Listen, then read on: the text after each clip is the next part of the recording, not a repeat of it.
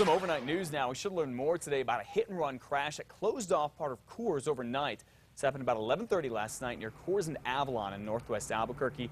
Police closed off northbound Coors at Central for a while. We're waiting to hear back from police right now about exactly what happened here, but we hear the crash involved a motorcycle and a van. A daring rescue for a hiker who falls more than 30 feet off a cliff in the Sandias. That happened yesterday and this morning. That hiker is in the hospital here in Albuquerque. News 13's David Romero has new details about the hiker and what happened. Good morning, David. Good morning, Matt. That hiker is identified to be 26-year-old Brandon Hall from Texas. He suffered a severe head injury in the fall, but is lucky to be alive. Now, the more than 5-hour rescue began with calls to 911 around 2 in the afternoon. Hall and a friend were climbing in the Sandias when Hall fell about 30 feet off a cliff. A doctor who was climbing nearby was able to attend to Hall and remain with him throughout the ordeal. The National Guard was also called in as part of the rescue effort. About 9 members from the Albuquerque Mountain Rescue Team hiked in through the rough terrain on the ground. The main rescue was pulled off by the helicopter. It's terrible. Basically, it's just a super steep, probably a 45-degree slope that's covered with down trees and loose rocks.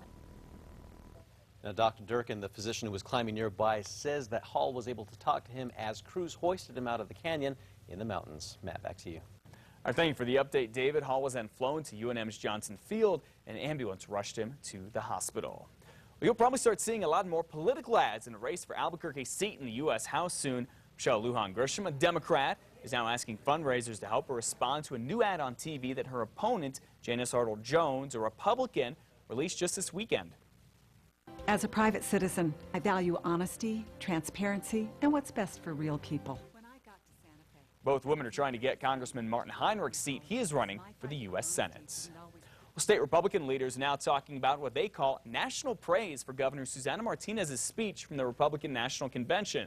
The governor took the stage last Wednesday night, as you remember, sharing her personal story and explaining why she switched from being a registered Democrat to a Republican. And on Fox News Sunday, Los Angeles' Mayor Antonio Villaraigosa, who's also in charge of the Democratic National Convention, had this to say about the governor. I said in the makeup room that I thought Susana Martinez and Marco Rubio gave the 2 best speeches of the convention. Mr. Villaraigosa also had a lot of criticism for the Republicans, especially about immigration and health care. Well, keeping with politics now, President Obama is trying to make sure he gets New Mexico's 5 electoral votes. Obama's campaign plans to more than double its presence here by opening 7 new offices in New Mexico this month. Those are set for Bernalillo, Cedar Crest, the Northeast Heights, the South Valley, Taos, Anthony, and Gallup. Mr. Obama's campaign already has 6 offices here in New Mexico. Republican presidential nominee Mitt Romney's campaign has 8 offices in the state. Most polls show President Obama will take New Mexico in November. Well, Lobo football fans are howling this morning after new head coach Bob Davie led the team to a big win in the very first game of the season, and it wasn't even close. In fact, Lobos scored 38 points in just the second quarter, beating Southern 66-21. Now, if you remember, for the last 3 years, the Lobos have won just 1 game per season.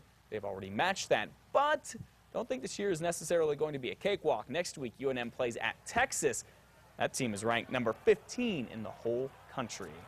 And if you go to the Lobo games, you know parking and traffic are always an issue, and it's even worse for the people who live by University Stadium, who have to deal with lots of folks parking illegally, even blocking their driveways. Paula Welsh knows about this. She lives just east of the stadium. Now, she has seen the problem for years, but this year it's been very positive. APD has done an excellent job, and I've seen other city parking enforcement in the area, which is a positive. They're really doing a good job. In fact, we caught police out giving people tickets for parking illegally, including too close to stop signs and too close to driveways.